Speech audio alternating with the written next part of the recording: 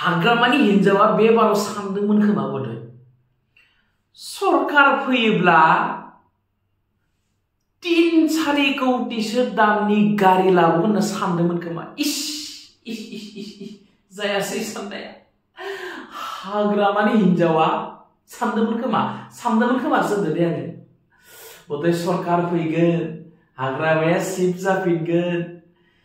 बरियासे 3-4 कौटिनि गारि लागोन होनना सानदोंमोन खोमा इस जायासै ना आब' शिवली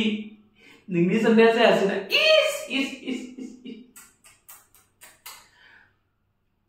शिवली सानदोंमोन ना नों ओरै सानमारदोंमोन नामालै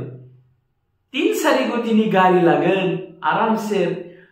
बुदां जायै बेरायनो सानदोंमोन खोमा इस जायासै खोमा हाग्रामाया सानदोंमोन खोमा बे बाराव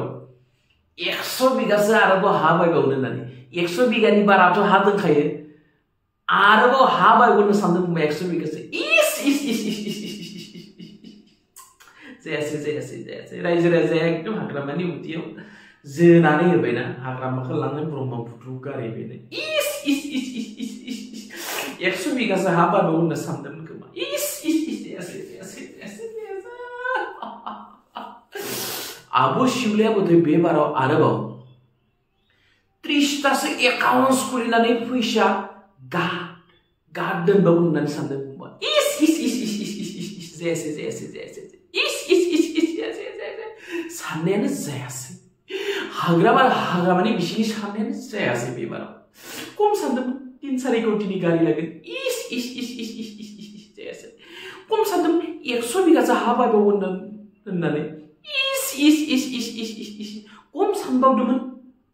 आरोबाव 30-40तासो एकाउन्ट्स खुलिनानै गादे फैसा दोनबावगोन होननानै इस जायासै साननाया जायासै जोबथारनो आरोबाव उदालगुरिनि मिटिंनि मानसिखौ नायना लाबो हाग्रामा सार होमबाना बुजिगोन नोंखौ रायजोफ्रा मोजां मोनो ना मोनला जों बुंला बे बाराव नोंखौ मोजां मोनो ना मोना इस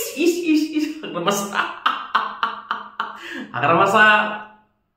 गैलालै नोंना अबस्था काहिल आरो बेसेरा हाग्रामानि अबस्थाया हामला रायजोफोर सेस बेसेरे ना शिबाव दंबोयो ना पावाराव दंबोयो मोनदोंना जुतिया खोनाबाय सार तुरुला हाग्रामा सार तुरुला